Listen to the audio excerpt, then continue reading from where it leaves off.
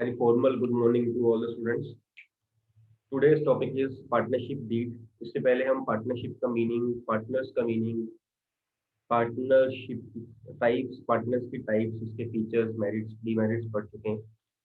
अभी हम partnership deed के बारे में बात कर रहे हैं। एक्चुअली पार्टनरशिप जो है that is based on an agreement. Agreement के ऊपर बेस्ड है and that agreement is known as partnership deed. Agreement regarding the terms and conditions of the partnership, जिसपे पार्टनरशिप की जाएगी, दैट है ना।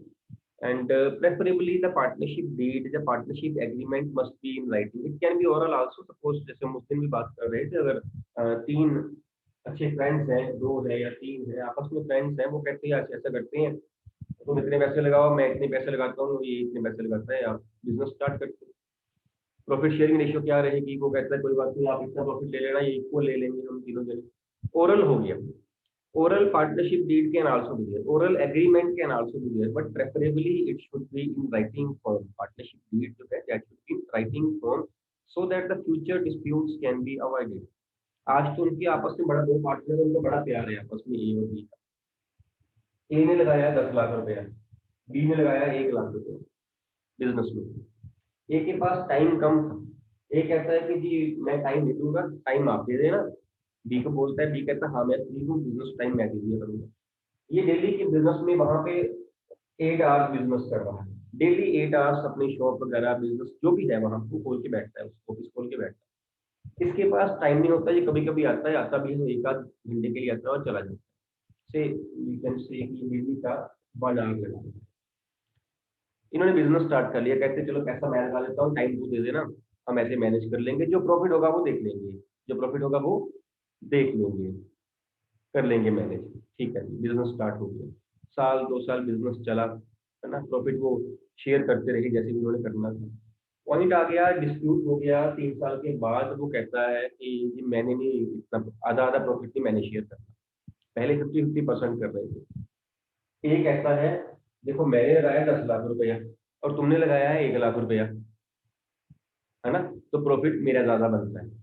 तो बी कहता है बिजनेस कर कहाँ रहा है, बिजनेस तो मैं कर रहा हूँ, टाइम तो सारा मैं दे रहा हूँ। डिस्प्यूट आ गया, डिस्प्यूट आ गया है। वो कहता अगर मैं पैसे ना लगाता तो बिजनेस करता।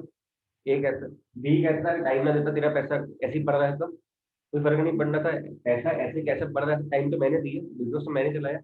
डिस्प्यूट आ गया। वो कहता है, ए कहता है कि प्रॉफिट मेरा पैसा लगाने से हुआ है, बी कहता है प्रॉफिट मेरा टाइम देने से हुआ है। डिस्प्यूट आ गया ना, how to resolve that dispute. Partnership deed was not there, उन्होंने बनाई नहीं पार्टनरशिप डीड आपस में। तब जब बिजनेस स्टार्ट की आपस में प्यार ही इतना था कि पार्टनरशिप डीड बनाने की जरूरत ही नहीं पड़ी। अब डिस्प्यूट आ गया। इसी डिस्प्यूट को सॉल्व करने के लिए पार्टनरशिप डीड होनी चाहिए, जिसमें ये लिखा होना चाहिए दैट कौन कौन सी टर्म्स कंडीशंस हैं जो पार्टनरशिप, जिसके बेसिस पे पार्टनरशिप जो है वो चलेगी। Means what will be the capital investment made by the partners, each partner, how much time will be devoted by the partners, or who will devote the time and who will not devote the time, है ना, what will be the name of the partnership firm, that is the partnership at will or a particular partnership, or it is limited partnership, limited liability partnership, or it is general, means type of partnership, type of partner, वो partner कौन कौन से partners active रहेंगे, कौन कौन से partner sleeping रहेंगे, वो समझ आ रही है मेरे पास। ये टर्म्स एंड कंडीशंस हैं। अगर कोई पार्टनर जो है वो पैसा टाइम टाइम ज्यादा दे रहा है, will he be getting any special salary for that, है ना। अगर पार्टनर एक बोले कि जी मैं टाइम, वो कहता टाइम मेरे पास नहीं, टाइम तू दे देना, कहता मैं टाइम तो दे दूंगा लेकिन ना सैलरी मैं लूंगा, इस चीज की एक्स्ट्रा लूंगा, प्रॉफिट तो मैं लूंगा ही लूंगा, इसके अलावा मैं सैलरी लूंगा। अगर वो लेनी है तो वो पार्टनरशिप डीड में लिखी जा सकती है, अगर वो सैलरी लेनी है तो। अगर सैलरी नहीं, अगर सपोज पार्टनरशिप डीड ना हुई, उस केस में बाद में सैलरी को मांगता है, dispute conflict can be there. समझ आ रही है ना मेरी बात, है ना। In in order to solve those disputes, है ना, इस सिचुएशन को जो है वो मतलब इससे दूर रहने के लिए partnership deed preferably should be in writing so that the future conflicts may be avoided और मे बी रिजॉल्व्ड। ये सारी टर्म्स कंडीशंस हैं जिसके ऊपर पार्टनरशिप एग्रीमेंट जो है बेस्ड रहता है। कैसे पार्टनरशिप करनी है, अब किसी एक पार्टनर्स दो है, कहता बैंक अकाउंट कौन मैनेज करेगा, बैंक अकाउंट मैनेज करना मीन्स कि बैंक में साइन किसके चलेंगे, क्या एक के चलेंगे या दोनों के चलेंगे। सपोज यहाँ पे पार्टनर होते 6, ABCDEF, 6 पार्टनर होते, तो 6 के थोड़ी साइन चलने थे बैंक में। एक चेक साइन करना हो, 6 के थोड़ी साइन चलेंगे बैंक में, और 6 के साइन करते करते हम डेट कितने हो जाएंगे। तो वो 6 पार्टनर जो है वो 1 या 2 या 3 को नॉमिनेट कर सकते हैं कि जी आप लोगों के साइन चल रहे हैं बैंक में। अब किसके वो 2-3 पार्टनर्स कौन, उसका भी लिखा जा सकता है पार्टनरशिप डीड में। मीन्स ऑल दोज थिंग्स जो बाद में फ्यूचर में डिस्प्यूट क्रिएट कर सकती हैं, वो चीजें पहले पार्टनरशिप एग्रीमेंट में, पार्टनरशिप डीड में लिखी जानी चाहिए। तभी कहते हैं कि preferably it should be in writing form, not oral form. बात करके नहीं, लिख के वो चीज और साइन करके वो चीज जो है वो होनी चाहिए। और प्रॉफिट रेशियो भी ऐसे ही है, 2 पार्टनर्स है तो कहते हैं कितना कितना प्रॉफिट लेना है, पहले उन्होंने डिसाइड नहीं किया। जैसे हम पिछली बात ये बात कर रहे थे, अभी वो टाइम दे रहा है ज्यादा बी और पैसा लगाया है ए ने, पहले डिसाइड नहीं किया, बाद में मुश्किल आ गई, कंफ्लिक्ट आ गया। ए कहता है पैसा मेरा लगा हुआ है, मेरे ज्यादा बनता है, बी कहता है टाइम मेरा लगा हुआ ज्यादा, मेरा ज्यादा प्रॉफिट बनता है। तो किस रेशियो में प्रॉफिट शेयर करना है, whether it is equal means 1:1 में होगा, या 2:1 में होगा, या 3:2 में होगा, है ना। 1:1 में 50-50%, 2:1 में 67 and 33%, 3:2 में 60%, 40%, और any other percentage, any other ratio जिसमें जो प्रॉफिट है वो डिस्ट्रीब्यूट किया जाएगा, that should be there in the partnership deed. ये बड़ा इंपॉर्टेंट पॉइंट है। प्रॉफिट बाद में जब प्रॉफिट हो जाए तो कंफ्लिक्ट हो जाएगा कि कौन कितना प्रॉफिट शेयर देगा, है ना। जो पैसा आपने लगाया हुआ है, पार्टनर ने लगाया हुआ है, उस पैसे के ऊपर उनको इंटरेस्ट मिलेगा कोई, अगर मिलेगा तो कितना मिलेगा, that is known as interest on partner that capital. Interest on drawings charge किया जाएगा, बिजनेस उनसे लेगा पार्टनर से कि नहीं लेगा, सैलरी क्या होगी, कमीशन क्या होगी, बैंक अकाउंट। किसी पार्टनर को, नए पार्टनर को बिजनेस में लेना है हमने, regarding the admission of a partner, but will be the procedure. किसी पार्टनर ने बिजनेस छोड़ के जाना है, but will be the procedure, है ना, छोड़ के जाना in case of retirement, in case of death of a partner, but will be the procedure. Firm कब तक चलनी है, कब फर्म डिसॉल्व की जाएगी, if suppose that firm is for a particular period, that is हम कह देते हैं पर्टिकुलर पार्टनरशिप। फर्म कब डिसॉल्व की जाएगी, कैसे डिसॉल्व की, all these things are such जो बाद में आपके लिए डिस्प्यूट क्रिएट कर सकते हैं। वो डिस्प्यूट्स को हम अवॉइड कर सकते हैं by having a partnership deed in the writing form. It doesn't mean that only writing form is permissible, it is advised, it should be there, actually writing form should be there इन। जब तक oral form कोई गलत नहीं है, अगर orally partnership deed agreement हो रहा है, दैट इज नॉट रॉन्ग। वो तब तक रॉन्ग नहीं है जब तक डिस्प्यूट नहीं आ जाता। जैसे ही डिस्प्यूट आया, ओरल फॉर्म में कुछ नहीं होता। ओरल फॉर्म में क्या बात करेंगे हम, है ना। राइटिंग में होगा, पार्टनर्स के साइन होंगे, ये देखो जी मेरे को ऐसा इन्होंने कहा था, आपको इतना प्रॉफिट शेयर मिलेगा, मिला नहीं, ही कैन क्लेम क्योंकि उसके पास एग्रीमेंट है। So partnership deed is the agreement of partnership terms and conditions.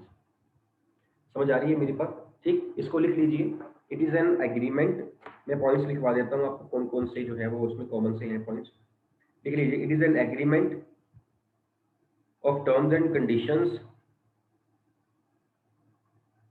on which partnership is based, on which partnership is based।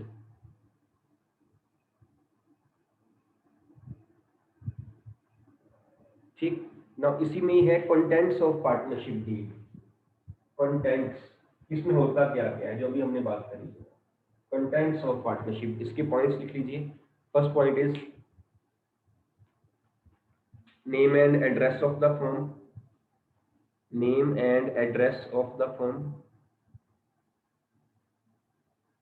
Second is names and addresses of the partners, names and addresses of the partners। Then is capital contribution by partners, capital contribution by partners। Then is profit sharing ratio, profit sharing ratio, इसकी हम ये बात कर रहे थे, किस ratio में profit share किया जाएगा। Profit sharing ratio Next point is salary or commission of partners. Salary or commission of partners. Then is interest on capital of partners. कि कितना इंटरेस्ट जो है वो पार्टनर्स को मिलेगा जो उन्होंने कैपिटल लगाई हुई है, अगर मिलना है तो. Then is interest on drawings to be charged from partners. Interest on drawings to be charged from partners. Hopefully आप लोगों ने ये वर्ड ड्राइंग्स कर लिया है अकाउंटेंसी में. It is that amount which is withdrawn by the businessman for his personal use out of the business. उसके ऊपर इंटरेस्ट लेना है बिजनेस ने, पार्टनरशिप ने, पार्टनर से कि नहीं लेना है, और लेना है तो कितना लेना है, उसकी परसेंटेज यहाँ दिखाई जाएगी. Then rights and duties of each partner. Rights and duties of each partner. Then procedure of admission and retirement of partner. Procedure of admission and retirement of partner. Then is procedure of dissolution of partnership firm. Procedure of dissolution. DISSOLUTION.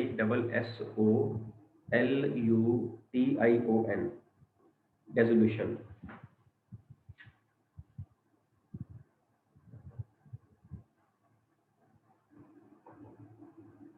Procedure of dissolution of partnership firm. Dissolution means business बंद कर देना, dissolve हो जाना, wind up हो जाना, close, liquidation भी बोल देते हैं. ये सारे वर्ड इसके ही हैं. Dissolution, closure, liquidation, winding up.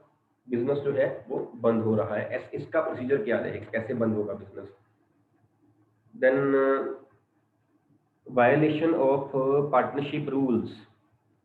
Violation of partnership rules. In case कोई पार्टनर जो है वो पार्टनरशिप रूल को ब्रेक करता है, उसको वायोलेट करता है, then what will be the procedure. क्या करना है उस पार्टनर का, क्या उसको पनिशमेंट मिलेगी या क्या करेंगे हम उसका उसका ये चीज़ें जो है मेन पार्टनरशिप में लिखी होती हैं. बट इट डजेंट मीन कि पार्टनरशिप में जो हमने ये 8 10 12 पॉइंट्स लिखे हैं हमने वही होंगे. इसका मतलब ये नहीं, ये वो पॉइंट्स हैं जो कॉमन से होंगे. इसके अलावा इसके जो पॉइंट्स हैं पार्टनरशिप डीड के, इट मे बी मोर और less depending upon the nature and size of the business. किस तरह का बिजनेस है, कोई स्पेशल कोई कोई ना कोई उनका आपस में कोई पॉइंट हो सकता है, कोई और हो सकता है पॉइंट. बड़ा बिजनेस है तो पॉइंट ज्यादा हो सकते हैं, छोटा बिजनेस पॉइंट कम हो सकते हैं. इसके अलावा जो भी पार्टनर्स के माइंड में आता है that can be there in the partnership deed. This is about partnership and its contents, है ना. Now will discuss about next topic है हमारा आज का. हम उसमें भी बात करी थी कि पार्टनरशिप फर्म जो है that can be registered. That can be registered means the registration of partnership is optional for the partners, whether they want to get it registered or not. By paying nominal fees they can get their partnership form registered, है ना.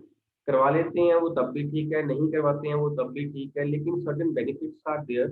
If the partnership form is registered, then only the partners or the partnership firm can get those benefits. Otherwise वो benefits ले नहीं पाएगी. Means it is not compulsory for the partnership firm to be registered, but certain benefits are there for which it is advisable कि जो partnership firm है वो registered होनी चाहिए. ठीक, वो उसकी हम बात करेंगे. Registration of partnership. Topic is registration of partnership.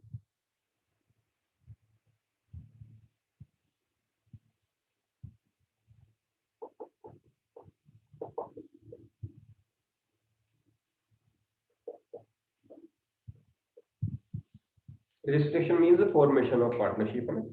Formation in the eyes of law we can say of partnership. जैसे हमने पहले बात करी, the registration of partnership is optional. It depends upon the wish of the partners whether they want to get the firm registered or not. Totally their wish, but certain benefits are there which the firm can avail or which the partners can avail only if the partnership firm is registered, otherwise no. हम उन benefits की बात करेंगे. Otherwise हमने अगर इसकी करवानी हो रजिस्ट्रेशन, होता क्या है, एक फर्म का नेम देना होता है, उसका एड्रेस देना होता है, एक पार्टनर्स का नेम एड्रेस देना है, उसका एक जो फीस है वो पे करनी है, the form can be not registered. Very easy method of registration is here. हम उन बेनिफिट्स की बात कर रहे हैं। अगर फॉर्म रजिस्टर्ड हो तो कौन कौन से बेनिफिट हो सकते हैं। इफ सपोज किसी एक पार्टनर ने दूसरे पार्टनर के साथ कोई डिस्प्यूट कर लिया, है ना, चार पार्टनर से ए बी सी डी चार पार्टनर से आपस में उनका कोई डिस्प्यूट हो गया, ए और बी का आपस में, ए ने बी के ऊपर केस करना हो ना, B is a partner in the form, A B के ऊपर या बी ए के ऊपर तभी केस कर सकता है अगर जो फॉर्म है वो रजिस्टर्ड है, अदरवाइज वो केस नहीं कर पाएगा। ठीक है। सपोज बाकी पार्टनर्स ने, ए बी और सी ने डी के साथ कुछ गलत किया, उसके साथ कुछ पैसों के मामले में गलत किया, बनते उसके ज्यादा थे उसको कम दे दिए, है ना, या कोई और ऐसा कुछ मॉनेटरी लॉस उसको हुआ। अब डी ने ए बी सी के ऊपर केस करना, मीन्स डी ने फर्म के ऊपर केस करना, वो तभी हो सकता है जब पार्टनरशिप फॉर्म रजिस्टर्ड हो। हम उल्टा इसको करें, अगर डी ने कोई फाइनेंशियली लॉस किया एबीसी को, एबीसी ने डी के ऊपर केस करना है, ऑपोजिट केस हो गया, it can be possible only when the firm is registered. Getting my point. Means जितने भी लीगल पॉइंट्स हैं तभी पॉसिबल है अगर फर्म रजिस्टर्ड है। सपोज भी आउटसाइडर है, मिस्टर ई, ये सामान ले गया, पैसे नहीं दे रहा, सामान ले गया है पैसे नहीं दे रहा, इन्होंने इसके ऊपर केस करना है। Can be done only when the firm is registered. It can be done only when the firm is registered. Mean legally जितने भी काम आपने करने हैं, first of all you have to get the firm registered, then only you can. Business आप कर सकते हो, बिजनेस कर सकते, डिस्प्यूट कोई आ गया आपस में, आपने एक दूसरे को स्यू करना हो, कोर्ट केस करना हो, it is possible only when the firm is registered. So it is not mandatory for the firm to get registered by the partners, but it is advisable that the firm should be registered because process बहुत छोटा है, फी बड़ी nominal fee है, और बाद में कोई dispute आ जाए तो उसको सॉल्व करना बड़ा इजी है। पार्टनर ने पार्टनर के ऊपर करना है, पार्टनर ने फर्म के ऊपर करना है, फर्म ने पार्टनर के ऊपर करना है, फर्म ने आउटसाइडर पे करना है, आउटसाइडर ने फर्म पे करना है। It is possible only when the firm is registered. Getting getting my point ना। So these are the basic points. इसके साथ ही आपका जो पार्टनरशिप टॉपिक है ना वो फिनिश हो जाता है। हमने जब चैप्टर स्टार्ट किया था हम डिस्कस किया था कि यहाँ हम फॉर्म्स पढ़ेंगे बिजनेस ऑर्गेनाइजेशन की, और फाइव फाइव हमने डिस्कस किए थे। एक सोल ट्रेड किया था, वन मैन कंट्रोल, एक पार्टनरशिप, दो हो गए। थर्ड जो है हमारा ज्वाइंट स्टॉक कंपनी, वो हम कल स्टार्ट करेंगे। ठीक है। और आपके जो PT1 एग्जाम्स होने हैं, लिसन दिस वेरी केयरफुली। हो हो नहीं, हो नहीं बेटा, कई मेरे को दिख गए हैं हॉ वाले, और कई मेरे को दिखे नहीं है, उनका भी हॉ ही निकला होगा। कईयों के तो फेस पे हॉ आ गया, कईयों के फेस पे नहीं आया, उनकी आंखें बड़ी हो गई। हाँ, ऐसे कर दिए। एग्जाम के नाम से तो सारे डर रहे हैं। अब आजकल सारे बड़े खुश हैं कि सबके एग्जाम्स हो रहे, हमारे ही नहीं हो रहे। बड़ा मजा आ रहा है ना। छोटे भाई भाई बहन पढ़ रहे हैं, सारे हम ऐश कर रहे हैं, सुबह उठी का 7:30 बजे क्लास लगा ली थी, ऐसे कर रहे हैं हम, है ना, बड़ा मजा आ रहा है। कोई बात नहीं, छुट्टियों के बाद उल्टा हो जाना है बेटा। मतलब ball ball will be in your court. छुट्टियों के बाद उल्टा हो जाएगा। वो क्लासेस लगाएंगे और आराम से उठेंगे, आप तंग हो गए, आप पढ़ रहे होंगे। आपके एग्जाम इसीलिए नहीं दिए क्लासेस आपकी लेट स्टार्ट हुई, अदरवाइज हम सारे स्कूल के एग्जाम मई में कितने लेट होते हैं PT1। आपका रिजल्ट लेट, आपकी क्लासेस लेट, आपका सिलेबस नहीं हुआ था, इसलिए आपका जो सिलेबस है PT1 एग्जाम है after the vacation, you can say we are planning immediately after the vacation, we are planning this thing, चाहे ऑनलाइन हो चाहे ऑफलाइन जो भी हो, है ना। तो उसमें जो आपका सिलेबस है वो चैप्टर 2 तक है बिजनेस स्टडीज। वैसे तो ये मेरे ख्याल से ग्रुप में डाला हुआ है, सिलेबस की नहीं डाला हुआ हमने, डाल दिया था। अगर डाल दिया था वेल एंड गुड, नहीं डाला होगा तो बता देना, हम दोबारा डाल देंगे, कोई बात नहीं है। सारे सब्जेक्ट्स का मेरे पास है, इंग्लिश इंग्लिश और ये अकाउंट्स बिजनेस इकोनॉमिक्स मिला के सब, वो दोबारा डाल दूंगा। बिजनेस का सिलेबस आपका जो है फर्स्ट 2 चैप्टर्स है। ठीक है। वेकेशन मतलब आपकी हमें छोड़नी नहीं है, वेकेशन में आपको थोड़ा तंग करके भी देना है हमें। ठीक है। चलिए, आपका डाउट है तो पूछ लीजिए बेटा, सेकंड आप दे देता हूँ। चलें, should I end the meeting then?